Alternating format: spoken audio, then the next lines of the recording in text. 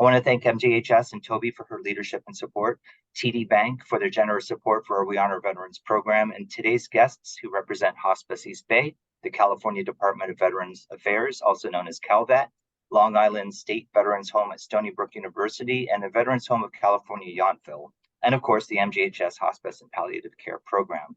Now, before I introduce you to our panelists, a little bit about today's program, State Veterans Nursing Homes, Access and Services. So what are state veterans homes? According to the Senior Veterans Service Alliance, which is a not-for-profit, state veterans homes are a joint venture between state veterans departments and the Department of the VA. Subsidies come from the state, VA, and other sources. And most state homes are nursing homes for veterans, but some homes may also provide assisted living and other care. States also provide a litany of other benefits for their veterans. Now, every state has at least one veterans home, and some states have as many as 8. And there's a great demand for this type of housing and type of services. And most veterans in most states would qualify. So here to shed more light on all of this, I have the honor of welcoming our panelists that we have here today. We have Fred Sganga, the Executive Director of the Long Island State Veterans Home at Stony Brook University, a 350-bed skilled nursing facility serving honorably discharged veterans and their families. Board certified in healthcare management and a licensed nursing home administrator, Mr. Sganga has worked in a variety of senior level healthcare positions in academic medical centers, community hospitals, long-term care facilities, and physician practice management. Mr. Sganga earned his Bachelor of Science degree in Community Health from Hunter College and his Master's of Public Health from Columbia University.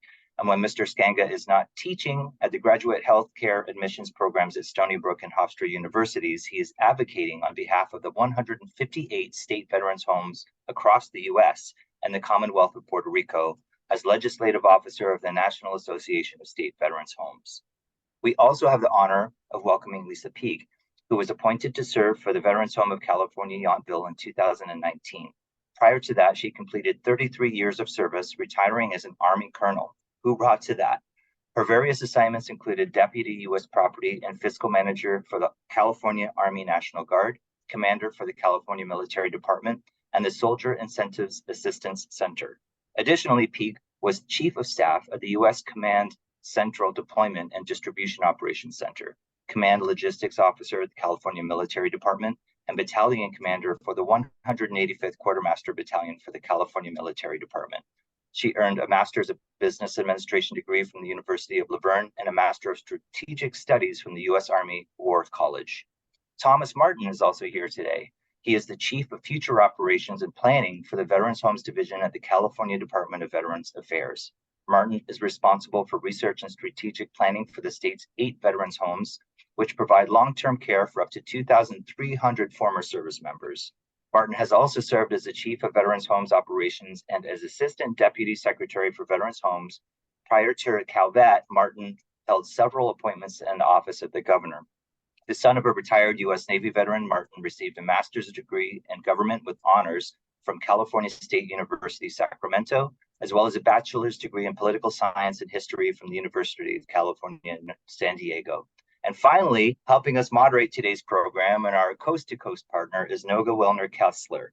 Noga is the Veterans Coordinator and Medical Social Worker for the Hospice East Bay. She was born in Israel and served in the Israeli Army Medical Corps Mental Health Division in the late 1980s. She received a master's degree in social work in 1994 and spent her career in the social work field, with most of those years in service of veterans and their families. For the past 10 years, Noga has worked as a hospice social worker and a veterans coordinator, serving veterans and their family members with advanced disease and end-of-life care. She has focused her efforts in developing a program that provides veteran-centered care for identified veterans within the family unit and assists veterans in accessing the benefits and support services available to them. She provides trainings in the areas of post-traumatic stress symptoms, moral wounding, and traumatic grief, speaking to the importance of identifying veteran status and understanding military culture and the unique issues facing veterans related to the military service and, for many, their combat experiences. So Noga, with that, you will be kicking off the program with Mr. Martin. So please take it away. Thank you, Ashton. I want to thank our panelists once again for joining us today and greatly appreciate the opportunity to learn and share more about our veterans' homes coast to coast. With a growing population of aging veterans coming onto our care, this area of support and services is critical in importance for generations of veterans and their families. So to begin our panel discussion, I would like to once again welcome our CalVet Chief, Veterans Homes Operations, Thomas Martin. Welcome. Hi. So I'll just say I feel like I have the least impressive bio of all the people that have been presented so far. So thanks for that, everyone. So I guess I can go ahead and get started. Yeah. So why don't we start with why might a veteran prefer a veteran's home versus a private long-term care facility? Sure. So, and I think it probably bears quick repeating. I know Ashton mentioned this at the top, but what's a veteran's home? A veteran's home, it's going to vary based on the state, but every state in Puerto Rico has at least one. We're the king. We have 8. But so the veterans' homes vary a little bit, but they're all long-term care facilities of some sort. Most of them are, or at least have, a nursing home component, a skilled nursing program. Some like ours have assisted living and or independent living programs. And then a few, which I'll leave for Fred, have Fred to explain, have adult day healthcare programs too. So there's a broad range of care, but it's all kind of in that vein of long-term care. So with there is a significant difference, though, between veterans' homes and these private facilities, private nursing homes, private assisted living facilities, et cetera. Even though the licensure is the same, even though a lot of the staff, could do somewhat similar work, at least on paper, there's a very significant difference in the culture and the philosophy of the veterans' homes themselves. So with a veterans home, yeah, and I'll speak primarily on behalf of California. We're not profit driven. We're not trying to do anything other than serve veterans as best as we can. In California, as is the case in a lot of states, we're subsidized by the state, meaning we operate at a loss. And we also get funded by the federal government as well, like the other veterans homes. But we operate at a loss, and we do so knowingly because we know that's the mission, right? In California, as in the case in a lot of other states, we don't charge the full cost of the care. We charge a portion of it. In our case, we charge a percentage of the veteran's income, which may be $0, in which case we charge them $0. Because our goal is to serve veterans, and our goal in particular, within that, is to serve veterans with the greatest need. And veterans with the greatest need often can't afford care elsewhere. And so that would be a problem to try to get private care in a private facility, but not for us. That's what we're here for. So it's a very different very different approach to long-term care that we emphasize, and to the delivery of that care itself. We spend a lot of our time and energy making it about veterans, honoring veterans in particular. So I'm joining. Normally I'm in Sacramento. I am joining from our veterans home in Chula Vista, actually, in a small office that looks like a closet with poor lighting. So I apologize for that. But I'm here because instead of in my office, because there's an event today. We have a photographer volunteered time and was provided donated funds and resources to take really amazing portraits of the Korean War and World War II veterans at this home. They're black and white. They're amazing. They're about, 24 by 18, something like that. They look astounding, and there's a display all throughout the lobby of all these pictures with each of these veterans. as they are today, and with a bio of their life, what they did in the military and what they've done since they got out, and talking about their service and what their experience was. And in some cases, one of them was Korean War vet who was who did a combat jump in Korea and fought on the front line. And another one is a wave of a female veteran who was in the Navy at the time, and just these amazing stories. And the goal was the goal of this is all to just honor veterans and make them feel welcome, make them feel like they belong, and make them feel like they've earned a place here. And so I came down for this event to be part of it and to talk to vets. It's why we're here. And so it's a big draw for veterans. When we a few years ago, California, we created our master plan for our veterans homes, our big strategic plan on what we should be doing and what should be focusing on, those sorts of things. But a big part of it was collecting data. And so as part of it, I came down to each of the homes. We did surveys. I interviewed residents, the veterans of the homes, went through all these steps to talk to them about, okay, why are you here versus somewhere else? Why aren't you living at home? Or why aren't you living with family? Why aren't you living in a private facility, right? And so when I talked to them, the answers they gave, a lot of them said it's because it's affordable. It's a percentage of their income, and they had low income, and this is what they could afford, and that was great for them. A lot of them talked about that we had famously good care. It's something that we pride ourselves on. I'm sure Fred does the same thing too. We do great care. We have 5-star facilities. We've done a great job of supporting our veterans. We get all sorts of national awards. Lisa's gotten a ton of awards up in Yountville. Gotten plenty of awards down here in Chula Vista too, and we're known for that. But those are all things that were important to them. But when you talk to the vets here, something that really stands out, which a lot of them will say this is the only thing that mattered, was that they wanted to be where they belonged. Being in a veterans home means being surrounded by other veterans who speak your language. It means by being surrounded by staff who actually a lot of them are veterans. But even the ones who aren't, all they do is work with veterans. All they do is deal with veterans. And they can speak that language too, and they know how to approach a veteran in a way that's hard to explain if you're not in that environment. In a way that's different from how you might work with a non-veteran in a long-term care facility, for example.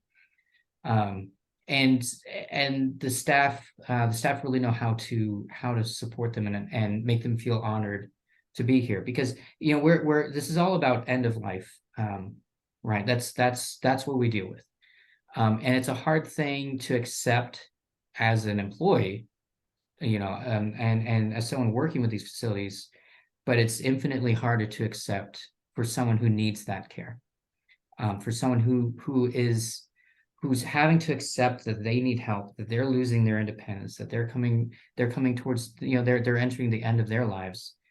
And I think what you'd find is with veterans in particular, it's especially hard for them, having been in this culture that really emphasizes self-support, self-supportedness, independence, those sorts of things, to come to a point where suddenly you can't be self-supportive, you can't be independent, you can't hold a job anymore, those sorts of things. You have medical needs that are beyond what you can support on your own, and potentially beyond what your family can help you with.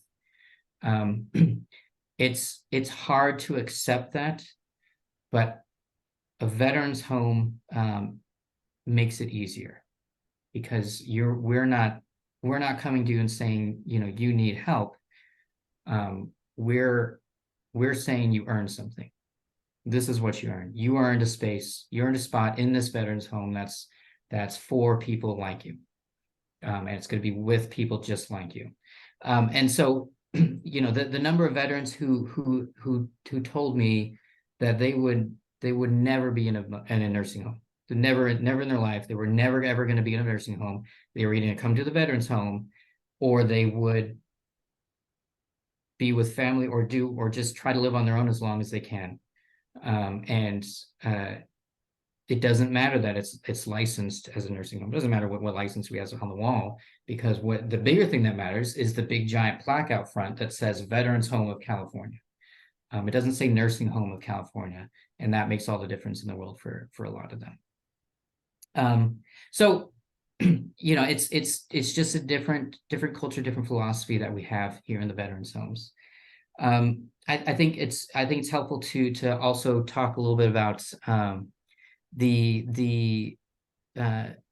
what is allowable, I guess. What were the eligibility requirements, at least for the states. I'm sure Fred and or Lisa will also talk a little bit about it too, but I'll just mention some of the state requirements. Common refrain, which I'll say here, which Fred and or Lisa will probably say the same thing. It varies by state. So, you know, what I'm saying is going to vary depending on the state.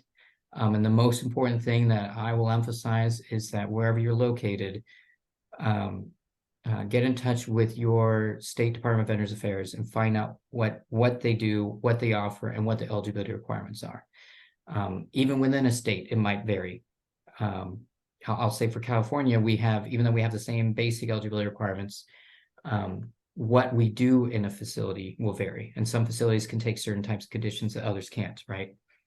But so in California, so in all states except honorably discharged veterans. Some states like California expand that a little bit more to veterans with other than dishonorable discharges. They might phrase it in slightly different ways, but basically, if it's not a dishonorable discharge, you would be eligible for admission.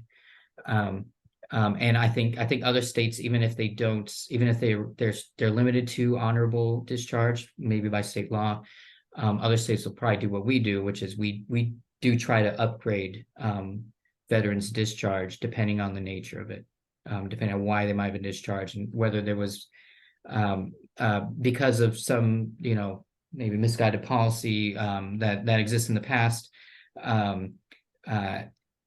It's going to vary depending on the state. So I'd strongly recommend checking with the state. In California, we require veterans to be residents of California to be eligible. Again, that's going to vary a little bit by state, and also might vary how long they have to be residents of the state to be eligible. And then there's just overarching, which is going to be the case in every facility, is what are the care needs and where the care programs and care limitations in the state. Again, California, we do skilled nursing, but we also do assisted living. We have independent living, and some things in between. And so, you know, we don't do acute care, for example. Some states don't, a lot of states don't do assisted living or independent living. There's also, even within that, there's limitations on, you know, if someone has acute mental health needs, not all facilities can take them, because it kind of depends what kind of psychiatric and behavioral health programming that a facility might have, right? So again, very important to talk with your locals about what they can and can't provide. Those are kind of the basic requirements. Again, some states have other eligibility requirements. Some, for example, only accept veterans with service-connected disability ratings of 70% or greater. In California's case, we don't restrict our veterans to that, but we do prioritize veterans with 70% or greater service-connected disability ratings. We also prioritize homeless veterans, Medal of Honor recipients, former prisoners of war, those sorts of things. You know, veterans in some sort of acute need. We prioritize them because we have wait lists. We have limited space for our vets. But again, that's going to vary depending on the state. So anyway, I highly recommend checking with your states, but also, you know, as folks are talking to veterans and trying to figure out what the best support network they can offer is to keep in mind the veterans homes, especially in cases where veterans might be a little bit hesitant to accept outside support. Keep veterans homes in mind and keep other veteran centric facilities, for example, run by the VA, keep them in mind for vets. Thank you so much, Mr. Martin. Thank you. Back to you, Ashton. Thank you so much, Noga and Thomas. I see that we have a question in the Q&A. Did somebody already answer this? Yes. Can we get into any money numbers? This is a really important question. Lee, can you just hang on for a couple of minutes? This is about eligibility and disability ratings. So we are going to get to that, but I do want to get through the presentations first because there's so much to share here. Fred, I have some questions that you and I had discussed pre-program. One of the first things that you were going to help us address is just starting with a little bit about the history of state veterans homes and how the program came about. You're on mute. I got on mute. Okay. Yeah, I do that all the time. You got it. So the history of the State Veterans Home program goes back to Abraham Lincoln when we were fighting the Civil War. I think many on the call probably know that we lost over 1 million sailors and soldiers. We had the Union Army up north and the Confederate Army down south. But what President Lincoln was trying to do was to bring the country back together. He did it two ways. One, by creating the Veterans Administration, but simultaneously, he founded the State Veterans Home program, which is the oldest partnership in the history of American government between Washington, D.C. and all 50 states. So we are not the VA, meaning the State Veterans Home program, but we are funded by the VA, and we have to follow some of their rules and regulations. For instance, every state veterans home has to undergo an annual survey to see that proper care is being given and that we're using the VA's money correctly in terms of assisting the veterans in our state who are utilizing our facilities. So that's pretty much the background. I do want to get back to Noga's original question, which is why should a veteran choose a state veterans home? I'm going to tell you that 99 out of 100 times, the state veterans home will probably be the best available facility in terms of quality and certainly in terms of value. And I know that we have currently 163 homes in all 50 states, as well as the Commonwealth of Puerto Rico. And I think for some of our veterans on the call today, the state veterans home option might not be the most convenient, but I would caution our veterans and their family members from the perspective of never trading off the convenience to visit a loved one for good quality care. We have numerous examples of that, certainly at my home and other homes in New York State, where a family might have tried a different nursing home only to find out that they were unsatisfied with the care. And usually you can get that great care at a state veterans home. Thank you so much for that, Fred. Can you describe the way a veteran can receive long-term care services? Sure, I can speak for my home here, which is on the campus of Stony Brook University, but we provide short-term rehabilitation. So let's say the veteran had a knee replacement, hip replacement, maybe open heart surgery. It needs a couple of weeks to get back on their legs. We're certainly the first choice for short-term rehabilitation. We provide long-term, traditional long-term care as well. We do provide Alzheimer dementia care. We do have a locked unit for those who have elopement issues or exit-seeking behavior. And lastly, certainly end-of-life palliative care. We are also the first choice for veterans in our part of the world. Whether the veteran needs that care for 2 days or 2 months or 2 weeks, whatever it is, we stand ready to serve our veterans, especially end of life. So very, very important part of most state veterans homes across the country. Thank you so much for sharing that. That's certainly important to the work that we're doing at MJHS. What is the best way to locate a state veterans home? I did post your link to nasvh.org, and I know that you are a big fan of that very comprehensive website. So do you want to just share a little bit about that? Sure. So every state veterans home belongs to the National Association of State Veterans Homes. We call that NASVA. I get to see Thomas and Lisa at our meetings, and we get together twice a year. But for anybody on the call today that would like an easy way to find out where the location is of any state veterans home, just go to www.nasvh.org.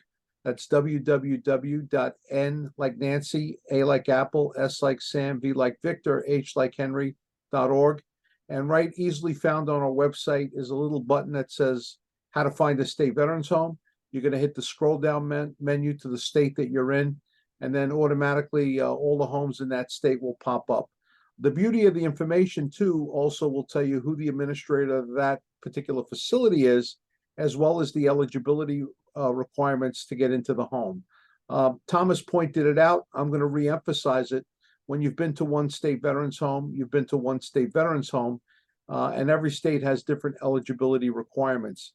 Here in New York, we're looking to serve all veterans who are honorably discharged from military service. And we, it's what we look for first and foremost.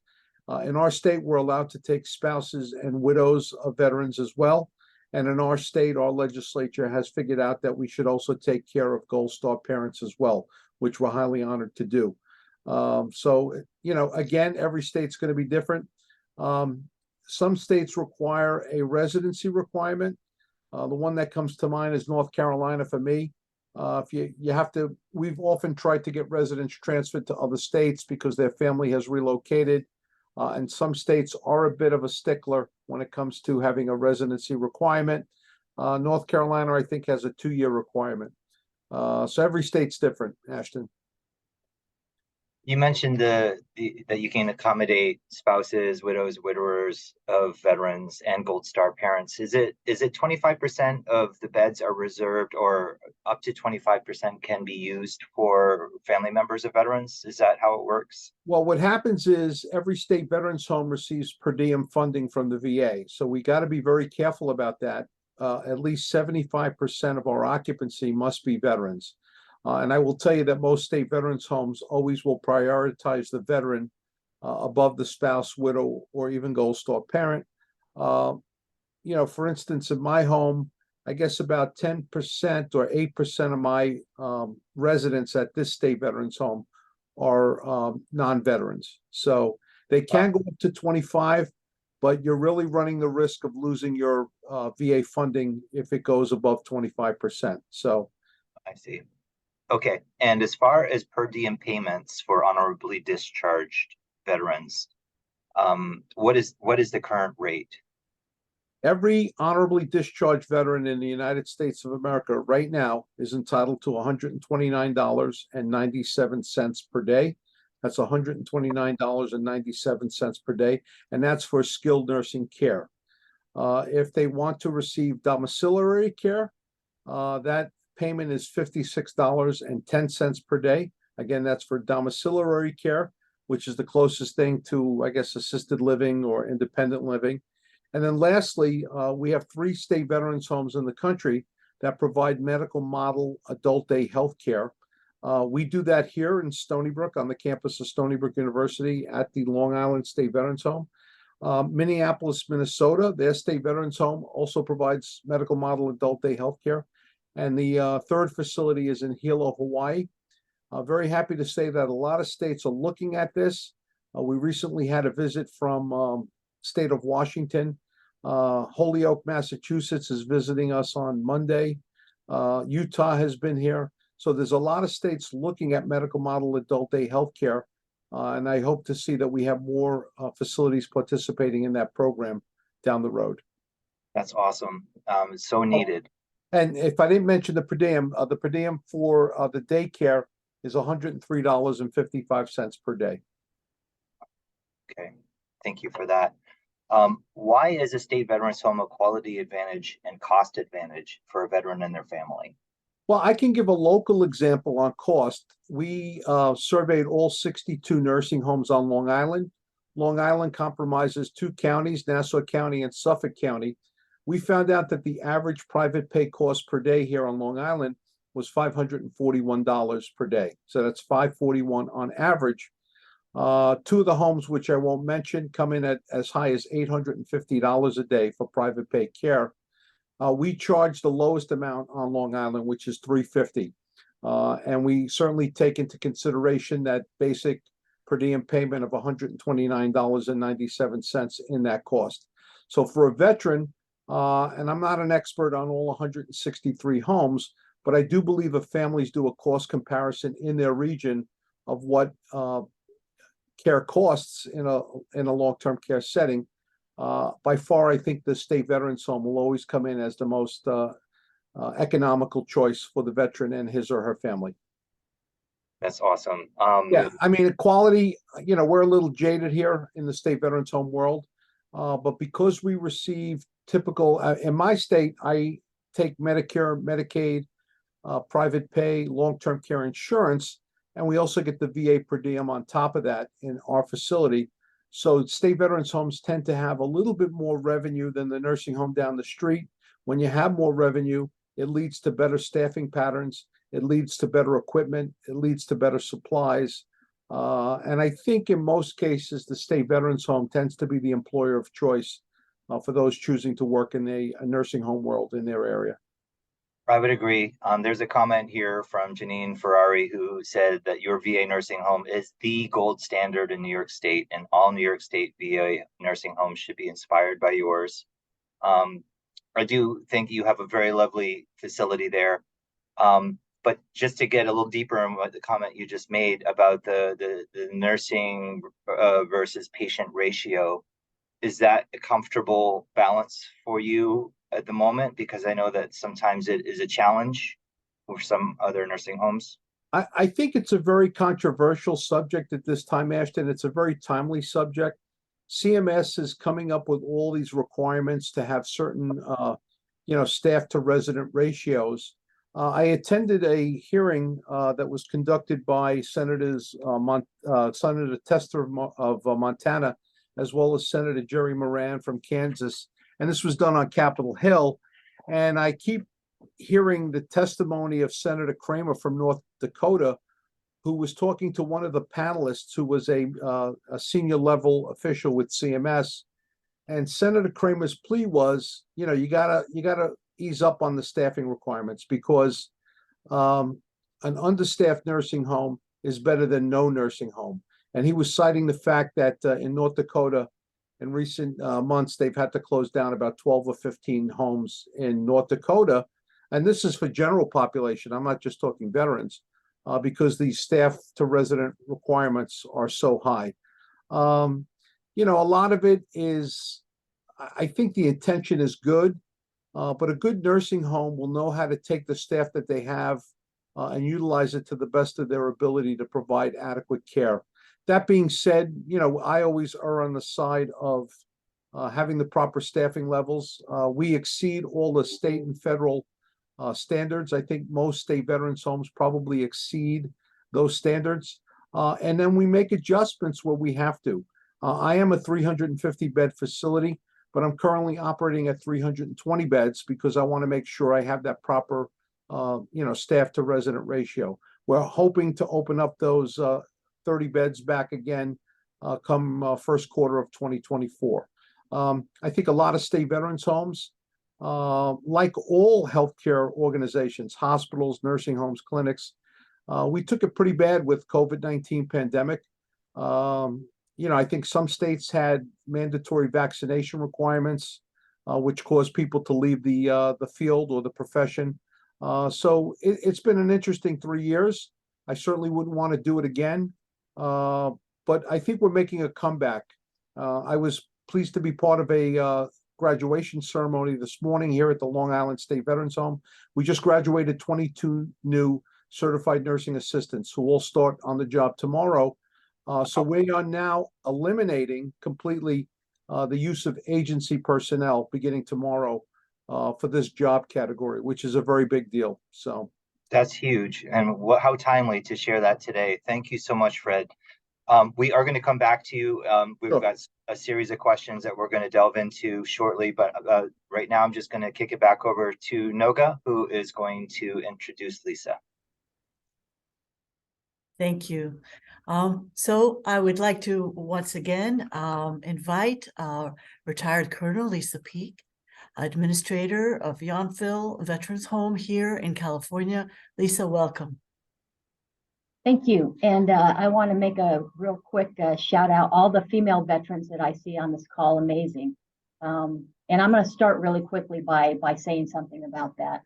I think one of our biggest downfalls as female veterans is that we don't feel like we deserve the same assistance as our male counterparts. And just to be very, very clear about that, it doesn't matter if you're male, if you're female, if you were in for 1 day, or if you were in for 33 years like myself. You took a day out of your life, you raised your hand and you said, I am prepared to give my life for my country. I'm prepared to leave my family, leave everything behind to stand for our nation. And because of that, just because of that, you are owed a great debt of gratitude. So if you're a female veteran out there and you don't know that, please know that, and please share that with other female veterans. Now, with that being said, the Yountville Veterans Home is right outside of Napa, California, and I'll tell you that offers some little bit of problems for us as far as getting employees, just because it's a high cost of living area. Our campus was purchased by the veterans and widows of the Grand Army of the Republic. Now, these folks fought in the Spanish American and the Mexican American Wars. And like every group, there's veterans that come out of that just can't fit back into society. And the veterans on here, you know, that once you come back from a deployment or whatever, you're swimming upstream as fast as you can, and you can never catch back up. And we've all heard it, it's the new normal. That's what we have to get used to. Well, some people don't really get used to the new normal very well. That transition back is a painful one, or it's one that they just can't get there. So they bought this campus, beautiful campus, 910 acres when they bought it. It was in 1870, and it was basically a sharecrop where it was basically military style administration. They had farming, they had built their own buildings, they did everything to take care of themselves.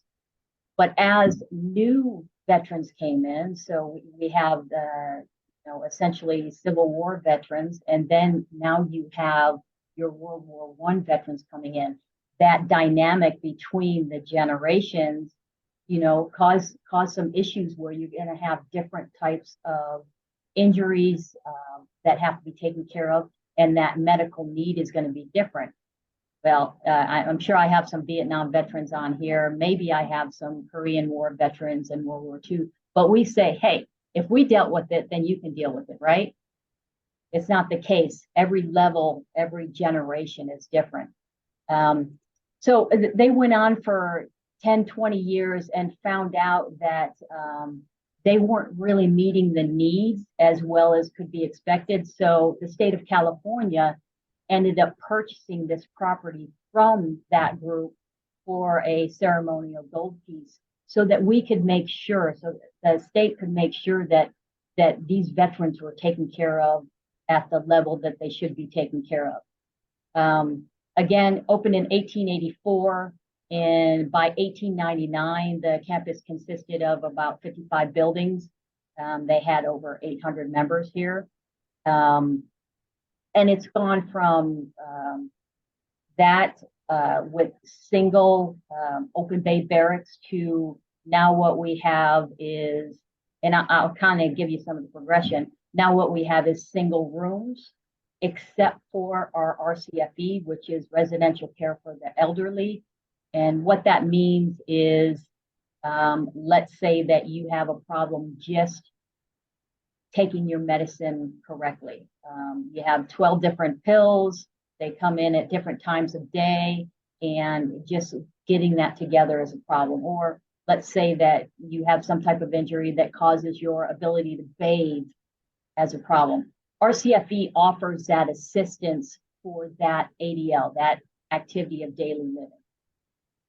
Domiciliary, completely independent, like apartments, except we have all this medical care and other care surrounding you. RCFE, you have a problem with an ADL or two. Our next level is intermediate care. Now that one's kind of going away. You won't find that in a lot of places. It's a step up from RCFE. You need more care, but you're not bedridden. You can still get in and out and do some things for yourself, but you need more care. Then we have our skilled nursing facility, which obviously has 24/7, round the clock kind of care. It's full nursing care. We also have memory care. So that's our levels of care. And I just kind of jumped off subject real quick, but we'll keep going. So the home was rebuilt in the 1920s to accommodate our World War II veterans. And a lot of you probably have heard of Colonel Nelson Holderman. Our SNF building is the Holderman building. We're finally building a new SNF, which is going to be a great opportunity for all of our folks in DOM and our folks in RCFE, because they'll be moving from their single rooms that have communal showers, communal latrines, to individual rooms that have their own showers, that have the bathrooms in there, that they have built-in cabinets. It's just going to be extremely nice, and we couldn't be more happy to finally be opening this home. We should have keys and open it up by the beginning of 2025. And so I know that that Thomas mentioned our master plan a while ago, and this master plan is something, obviously, we probably all work on something as we're changing with the demographic of our veterans. And I'm going to delve into that a little bit. So our World War II veterans and our Korean War veterans, we know we're losing them at we have very few. We have very few left of that dynamic generation, that generation that wanted to use their hands. They wanted to get outside. It was the sharecropping and the, kind of working as a conglomerate to take care of themselves. Something was absolutely in their wheelhouse, something that they love to do. They like to see what they create. But now most of our population, in fact, about 73%, is Vietnam veterans. Vietnam veterans, it's a totally different dynamic. They're non-trusting. They're not necessarily folks that are going to volunteer. They have a lot more PTSD, anger issues and whatnot, and rightfully so. I mean, they came back and they weren't welcomed, and it's something that we're never going to be able to make up for, other than showing them that we learned from our mistakes and we didn't do it from another service. But that's not good enough for the Vietnam veterans, of course. They're always going to live with that hurt. But the way that we care for them is going to be completely different. The way that we kind of have to pull them out of sometimes their little cocoon to bring them out to do activities and to provide the behavioral health assistance and whatnot. It's a lot harder. But it was also hard to bring them into the home. So now what we're seeing is almost a decline in our admissions, and that is based on the need, because your Vietnam veterans, again, it's hard to bring them in. And two, the folks that are in my age group, they're not quite ready yet. So that's why you're seeing the decline, though. We still work on it because there are plenty of veterans out there who need our assistance. So from just to give you some numbers, from 2011 to 2022, World War II veterans, we had 38%. Now we have 5%. Korean War, 26%. Now we have 18%. Vietnam, we had 54%. I'm sorry, 27%. Now we have about 60 to 70%. And then peacetime, 8%. Now we're at 21%. Gulf War, about 1%. So again, for the post 9/11 and your Vietnam veterans, you're going to see a lot of mental health challenges, whether that's PTSD, whether that's from head injuries, and just what they saw, military sexual trauma, different things like that. We are accepting admissions, in fact, on the domiciliary side for these folks like this, where they're independent, they just need some assistance with the mental health challenges or what have you. We can get somebody in now within 2 to 3 weeks. If they're intimately involved in getting their the records that we need, then I'm getting probably 10 to 15 folks a month now in the domiciliary. Our challenge is, and I'm sure all of your challenges, is with getting folks in memory care and SNF. And why is that? And that is the nursing staff ratio, because we do have to ensure that we provide the appropriate care for our veterans. So none of us are going to bring in more veterans than we can care for, to the limit that they need. And that for us is not including drugging them and basically handcuffing them with medications, is to provide that true whole person type of care. So let me see, jump. Right now we have roughly 103 veterans on the list for memory care. I'm able to bring, I think I have one that I'm able to bring in, and we're bringing them in as we get beds, we're bringing them in. I have about 128 veterans on the SNF list. And again, my DOM list, I have 10, and that number keeps rolling over to 10. And we're bringing them in as quickly as possible. I saw some questions out there as far as the service connection, how we bring them in, what happens to their assets and whatnot. So each state is different. This state, we're going to look for someone who is obviously service connected. We're looking at 70% or better. But so hear me the entire message on this.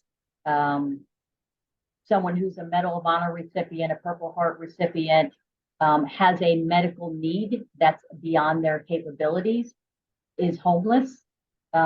So they're kind of on a priority list. In obviously a veteran who's homeless is going to take priority. Someone who's a Purple Heart recipient is going to take priority. But that's not to say that we don't consider the others. If there's that medical need, somebody is even hospice, we will take somebody in that it is their end of life, because we want to provide that safe environment where we can give them the best days of their life for the rest of it. And it was said earlier, that is exactly what we're doing. So they come in, we're not telling them that you have to leave everything to the home or anything like that. We have veterans sometimes that think that's the case. What we're saying is that you have to follow the rules that are in the California Military Veterans Code, that we're going to look for a medical need or a financial need, or you're homeless, and we're going to provide the care based on your income. Well, we're going to provide the care. Your payment is going to be based on your income level. Anything that is left to your estate after your cost of care has been taken care of, goes to your heirs. You know, we don't take that and take it into the home. What we do is we take, if somebody's deceased, we take their property and we store it for a year. We make all the notifications and everything, and then that family can come in and take whatever they want. We'd like them to take all of it. And frankly, it's more expensive and time consuming to try to sell any of their stuff anyway. And we want that stuff to go to their heirs. But you know, to be quite honest, the unreimbursed cost of care for somebody who's had significant medical issues, I've seen at this home, is 1.5 million or better, depending on what's going on. So California is just amazing at taking care of its veterans and ensuring that they receive that care, the safety, the camaraderie, everything that veteran needs on this beautiful campus to ensure that they have a good transition. For our Vietnam veterans that are coming on, aging and coming on with a lot of complex issues and challenges, outreach to them over the years on the service that you provide, has that made any difference in acceptance of the care? So it's going to be different with every veteran. What we try to do is we try to accommodate their needs and their way of getting out with the different activities that they're going to be more in line with. For instance, one thing that we have on this campus, we have a baseball field, and we have Little League come in and play. But we'll also have events like if we put an event together, we had the Vietnam veterans commemoration, and that was coupled with a baseball game and a nice picnic, and we had a nice a Huey come and land on the baseball field, and you know, had some nice speeches by some former Vietnam veteran, or not some Vietnam veterans. But we try to tailor it for the different groups. Of course. And you know, many of them are coming around. They're seeing that we're not full of crap. We're our money is where our mouth is. That we do care. We want to make sure that they have a comfortable and safe place to live. Absolutely, absolutely. Well, thank you, Lisa, and back to you, Ashton. Thank you so much, Lisa and Noga. Yes, just to carry on that for that theme of Vietnam veterans and the trust issue and trying to earn that trust. I believe that there's so many veterans out there who served in Vietnam who are not tapped into the system for the reasons that you already described. It was just so traumatic, and then coming home and getting spat on, a lot of them, it's just horrible. And so one of the things that we try to tell all of our staff at MJHS and anybody that we're working with is, like, you don't ask somebody if they're a veteran, you ask if they served. Because 9 times out of 10, you know, if you ask somebody who had a bad experience, if they're a veteran, they're going to say, no, I don't want anything to do with that. That's behind me. But if you say, did you serve? They might be like, yeah, I served. And they might share some more of their experience. But getting that trust and trying to get them the services and benefits, including veteran nursing homes, it's so impactful. And I just wanted to turn a little bit now to some of the services. Each home offers different socializing opportunities for veterans and their families. And I wanted to just start with one. When you get a couple who are married, and we've got same-sex couples now that they can get married legally.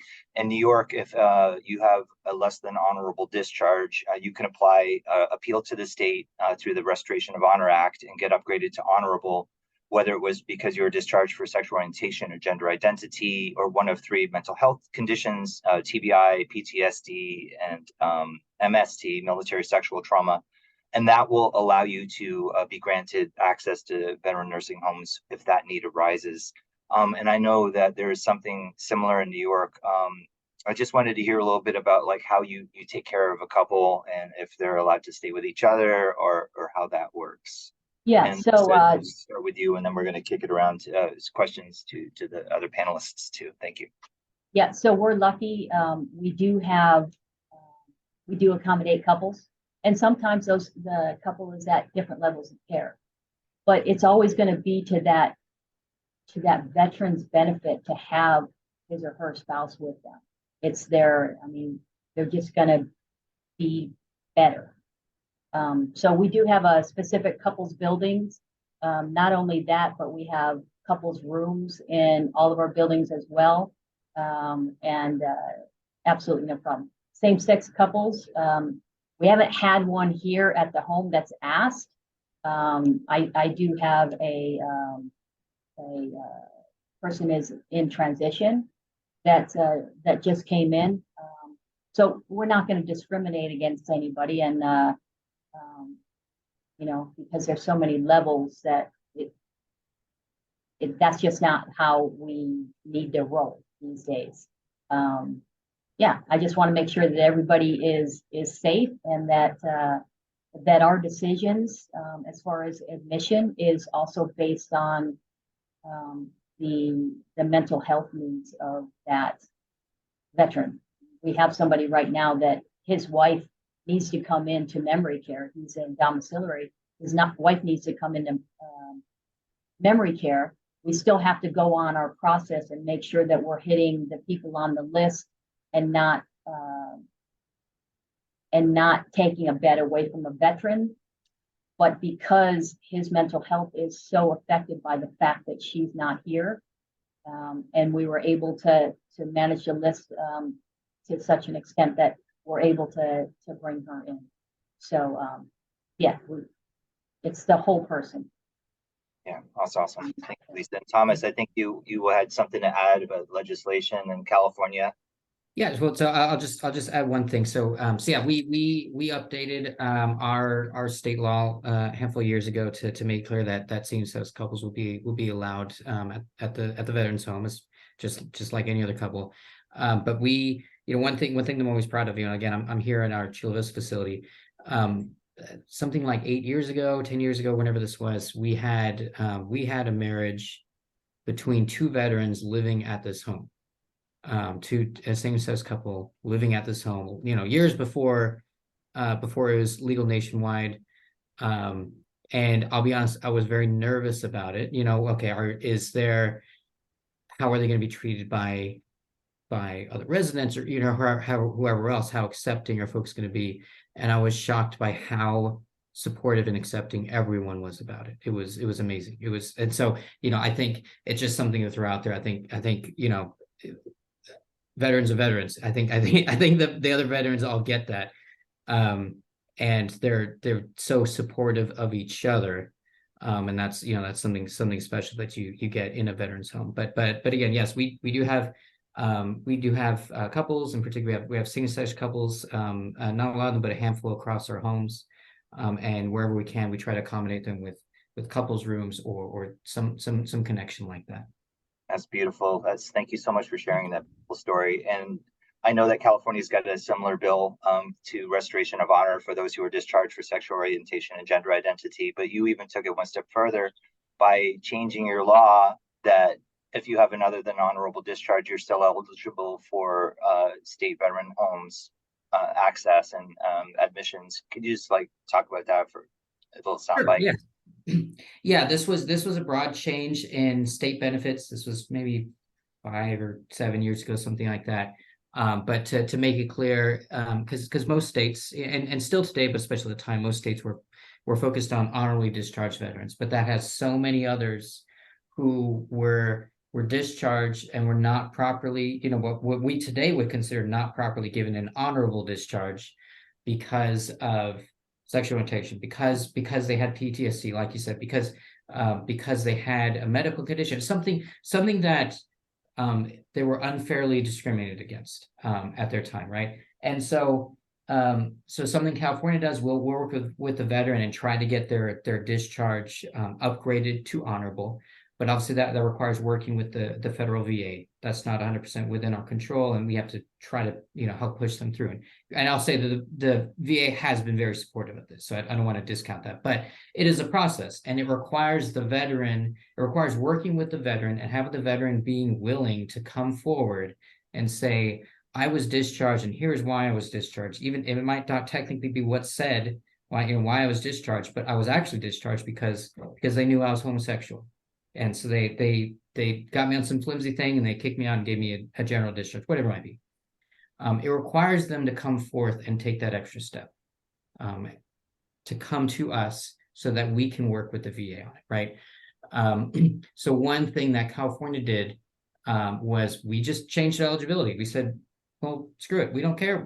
You know, if it's not a dishonorable discharge, we will still work with you to try to get that honorable discharge, but we're not going to let that be a hang up for whether or not you can come into a veteran's home, for example. We'll get you in, and then if we can upgrade your discharge, then great. And if you can't, or if you're not comfortable going through that process and reliving that, that's fine too. You're eligible. You don't have to do anything to be eligible. That's awesome, Thomas. And when I was with Sage, my previous role as Sage Vest program manager, is a program for LGBT older adults who served in the military. The Restoration of Honor came through our offices, and they asked for feedback, and I was the one pushing. I said everybody should be considered for this bill, and we could say it was inspired by LGBTQ plus veterans. But there are so many other veterans that are slipping through the cracks who do have an OTH that don't meet this mental health or SOGI criteria, because you're right, there's just so many stories out there of veterans who served honorably and just something terrible happened. But let's divert a little bit. Fred, I wanted to ask you, MJHS offers virtual reality intervention, which is getting studied more and more these days, and its benefits for dementia patients. And sometimes I'm able to deploy it to veterans when it's appropriate. It's a fun way for them to just take them out of their hospital bed, or just to experience and reminisce some trips or experiences they've had with their families. I believe that this is something that is offered at Stony Brook, but do you want to just like share if it's that, or something about some of the special programs that you have for veterans? Sure. I think what you're talking about is virtual reality, which is a major part of our therapeutic recreation department. I think that's another big difference between typical nursing homes in your area and a state veterans home. I can give you the example for our home. We do 3 times the amount of therapeutic recreation that's required by public health law for a nursing home. So I think, you know, again, we're also very beneficial from the perspective that we receive tremendous support from all the VSOs in our community, who really take an active part. But virtual reality, we were the first state veterans home in America to offer this. This was done through a collaboration with the Mind VR people, and we are very grateful to BVL, which is the Bowlers to Veterans link, which now has provided $25,000 grants to every state veterans home in the country. And I think California just made an announcement a day or two ago that all 8 of their homes will now be bringing virtual reality as a therapeutic rec aid. It's a big deal to us, especially with the Vietnam population, especially with the dementia or, you know, populations that we usually lean towards pharmacological solutions, which we don't want to do in a nursing home setting. But when you have an agitated veteran, if you can put them in a snoozling room or use virtual reality as a tool in your toolkit, it's a great resource. And staff will tell you that they love having the ability to use other alternative means to assisting the veteran in a state veterans home program. So virtual reality is very big here. Mind VR is coming up with some incredible content.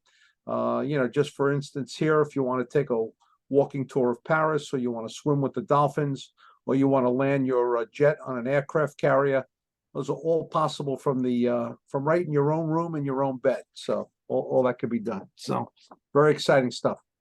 So maybe Lisa, if you would share a little bit more about some behavioral health challenges that may present, and ways that perhaps to address those, or that are being addressed in Yountville. Well, luckily, we do have a psychiatrist on campus. We also have two psychologists, and then a great number of licensed clinical social workers, and then non-clinical social workers. So the challenge arises, all of the state homes, nursing homes can do a certain level of behavioral health work. But when that diagnosis is acute, so you have somebody that's violent, you have somebody that is suicidal, you have somebody that is a wanderer to the extent that they are a danger to themselves, substance abuse above and beyond what we can treat. We all have challenges, because now we're here to protect the whole. We're here to protect 700 residents, and to put them in harm's way because of one or two really puts us in a bind. So we try to work with our federal partners and other entities, but for all of us, it's a real challenge, because unfortunately, most people see challenges such as that as a risk to their license, or a risk to their ability to be able to protect everybody else. And that's a heartbreaking thing, because we know that a lot of your homeless veterans, it's because they do have mental health that's beyond, no one will take them in. So the governor of California, the state of California, is just, again, money where your mouth is, has pushed a lot of money into kind of combating this mental health challenge. And for veterans my age, it's more about getting over that social stigma to go in and to seek help for that. Vietnam veterans, it's about, again, I'm not trusting you, or understanding that there really is an issue beyond me just feeling really bad about everybody and myself. But it's a real challenge. It's definitely a real challenge. It'd be interesting to hear what everybody else is doing. I think it's the same in New York. We like to say to our families, we never say never forever to a veteran, but there are times where the veteran is exhibiting certain behaviors that sometimes we can't handle. On a national level, we have reached out to the VA. Senator Patty Murray has recently passed a bill that has allowed for demonstration pilots to create Jerry psych units within a state veterans home program. From our membership, the states of Louisiana, Washington State, and West Virginia has stepped up. But Noga, sadly, we're waiting for the VA to come across with the oversight and the funding to get these pilot units started. We know that veterans with behavioral issues, and this is something we face in the state veterans home world, and our counterparts at VA, in terms of their community living centers, these are nursing home units embedded on within a VA hospital. We're all facing the same problem. When I hear Lisa talk about the different types of veterans, when I started my job here back in 2001, my home was chock full of World War II veterans. Now I have probably about 20 left in the building, including two Normandy D-Day survivors. But the majority of our veterans that we're caring for today in the State Veterans Home Program are our Vietnam veterans. And they're different than the World War II veterans in terms of what they bring to the table, in terms of the care that they need. Oftentimes, they're a lot sicker, too, because of all the exposure to Agent Orange, and there are PTSD issues, etc.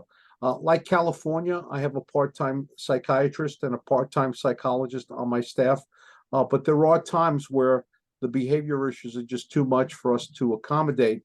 I think many of us in the state veterans home world want to get into the Jerry psych business, because we see, that's where the new volume will be coming from down the road. I'm not saying everybody, but a significant amount of that population. But we're really hoping that the VA will step up based on the legislation recently passed on Capitol Hill to create these test pilots nationwide. We have 3 states ready to go. I'm repeating myself, but Louisiana, Washington State, and West Virginia really want to start doing this right away. So hoping the VA will get their act together and help us out with this. Thank you, Fred. Speaking about funding, I know that there's a backlog of construction projects from the research I've done. There's a lack of federal and state funding to build more veteran nursing homes. As one of the lead legislators, Fred, I'd like to hear your input on that and get a California perspective too, and we'll kick it over to Thomas after you. What do you think?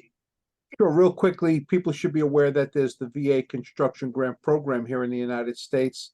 What that means is any state can apply to build a new nursing home or renovate an existing nursing home. The way the grant funding is provided, it's a 65-35 match, meaning that if the VA likes your project, they'll fund it to the tune of 65%. If your state government will match it by 35%. So let me give you a quick example. About 8-9 years ago, I needed a new emergency generator for the whole building. It cost $1 million. We submitted this project to the VA. VA approved it in rapid speed, about 2 weeks.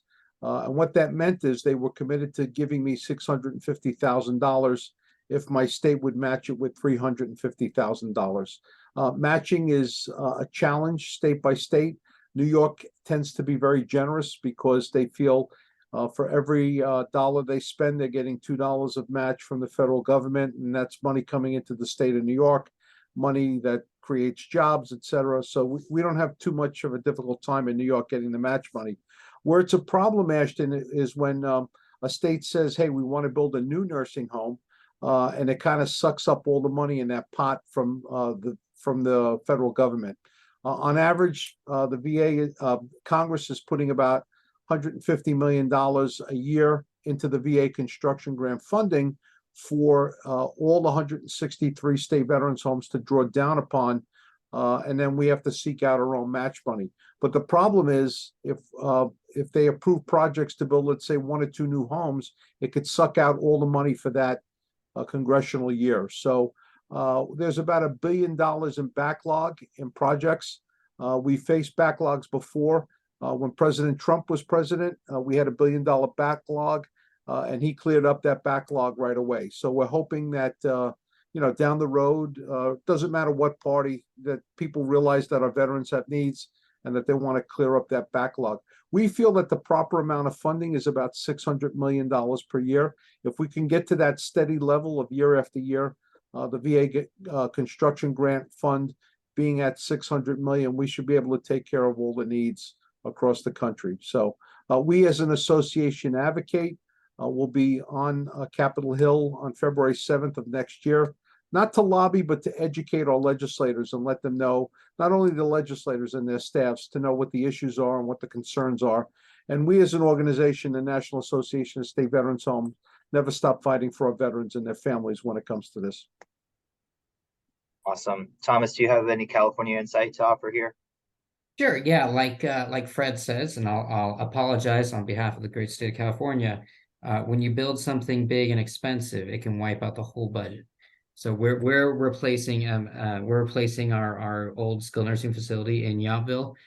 We're not building a new home, which is its own monster, but we're replacing a pretty large building that is basically the size of or larger than most veterans' homes, with a new building that is the size of or larger than most veterans' homes. And we're wiping out, like, I don't know, $200 million of that budget. So apologies to the other 49 states and Puerto Rico. But yeah, it's, I think that's one takeaway that I think a lot of folks here get, is that healthcare is expensive. Yep. And in-facility healthcare in particular is expensive. When you're building whether it's a hospital or a nursing home or whatever it might be, it's incredibly expensive to do that. The VA and a lot of states, a lot of folks are trying to emphasize in-home care options to be able to bring in-home supportive services to your home to provide support. The VA is pushing a lot of projects on this front.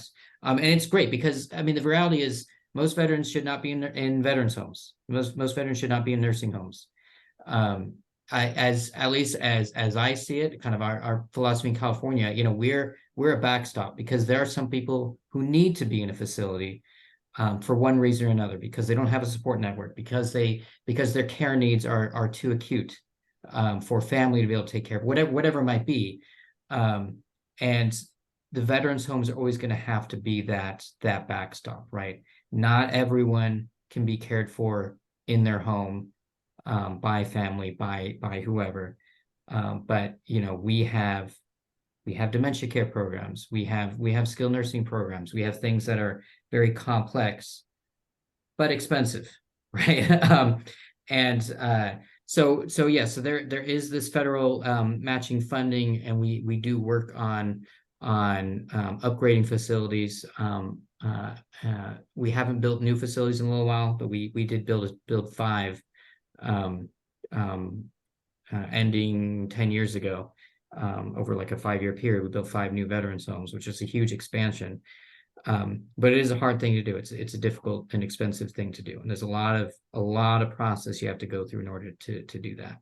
We want Thomas to bring medical model adult daycare to California. That's what we want. Keep the veterans out of his veterans homes. And that's another thing. Yeah, that's a good point. So that's something that I know Fred mentioned this, but a couple states, including folks in New York, are providing this or looking at providing that. And that's another great option to try to minimize, you know, institutionalization, minimize the cost that's associated with that, while still providing an excellent support system, not only for the veteran, but for their family. Right. Yeah. What happens, I'm going to field this over to Lisa. What happens if the services needed are in a rural area or just far away from where a veteran resides? Is there like any accommodation to help get them there, or like how does that work? Yeah, so the federal VA offers programs. Again, a lot of it's depending upon the need, the challenges of the veteran with transportation and or their economic situation. But there's ways that the provider in the federal VA can put a request in that says, I need transportation. And in fact, we're just starting to partner with our VA now to capitalize on this, because probably most of you are hurting for bus drivers right now. We are. And our places that we take our veterans are really spread out. So anytime that we can use this partnership to get our veteran to a much needed medical appointment while not taking a single bus driver off the line to take that single veteran, we need to capitalize on that. So there's private folks that you can go to. They can, if the veteran has the ability to pay up front, they can also request reimbursement afterwards. The veterans that live in our homes, then we provide transportation. When does it become a problem? If the veteran is making, if they're making their own appointments and not communicating, which happens, that can be a problem. And then they tell us the day before, hey, by the way, I have to be there at 5 o'clock. Or let's say that you have some type of COVID. With us, if you have one, it's considered a outbreak. Now you have to change around your routes for that. Or if you have a bus driver call off when you have hardly any bus drivers in the first place. So yeah, we find ways to get the job done. But I think the fact that the VA has more options out there, the federal VA has more options out there, is certainly a help for us. Thank you. And in the last few minutes, if you each would share a personal story about maybe a resident or just something that you'd like to share as we wrap up our time together. Maybe we could start with you, Fred. My favorite story is about 2 veterans here at the home who served in the Navy. This is going back 10 years ago, but they were on the same battleship and during World War II, and then hadn't seen each other since they were discharged from the military. and reunited on the same nursing unit here at the Long Island State Veterans Home. It was just a marvelous story and a lot of comeback. And they had grown up in the same neighborhood before they joined the military. So just a great story, but I'm sure that's happening all over America. It's beautiful. Thank you, Fred. How about you, Thomas? Sure. Oh yeah, I have plenty of stories. Yeah. I had Tuskegee Airmen, members of the 442nd. We had Waves and Women's Air Corps, and you know, a lot of really great stories. But one thing I'll say, just because this was a very, very personal one. So, like I mentioned, we as part of making our master plan and understanding why veterans are coming to us. You know, I did a ton of interviews, many interviews with residents of the homes, asked them, you know, why are you here? Why aren't you somewhere else? Fred mentioned something on this point earlier, and I think, and this reminded me of this story, and I think it's worth you know emphasizing. I had we had a veteran in our Reading veterans home. I asked him, where'd you come from? You know, where were you before this? He said, I was in a nursing home out wherever in Shasta County, wherever this was. And I hated it. And he was explaining to me that they were working to kick him out of that nursing home. They were saying he was a behavioral problem, that he was acting against medical advice, that he was argumentative, all these things. All these problems that he was having with this private facility. And then he came to the Reading Veterans Home, and he's a model citizen, basically, right? And so talking to him about, okay, well, so what happened? Well, they were. I didn't like them telling me what to do. I didn't like that. I felt like they were robbing my independence, and they weren't letting me do things I felt like I could still do. They weren't listening to me. They were trying to tell me things, but they talk about it in a way that just didn't make sense or just wasn't relatable. It was just pure medical gobbledygook, whatever it was. I didn't feel like I belonged. I didn't get along with the other residents. You know, none of them really got me, and all these things, and explained. And then I came, and then I heard about this, and my kids helped me switch over to here. You know, I heard about it before it opened, and I was waiting for this home to open, and I was, you know, one of the first people to apply, and I got it as quickly as I could. And it saved my life, because they might have tried to kick me out. Maybe they wouldn't have succeeded, but if they hadn't, I would have left on my own, and I would have died in an apartment somewhere or wherever else. But he came to the veterans home.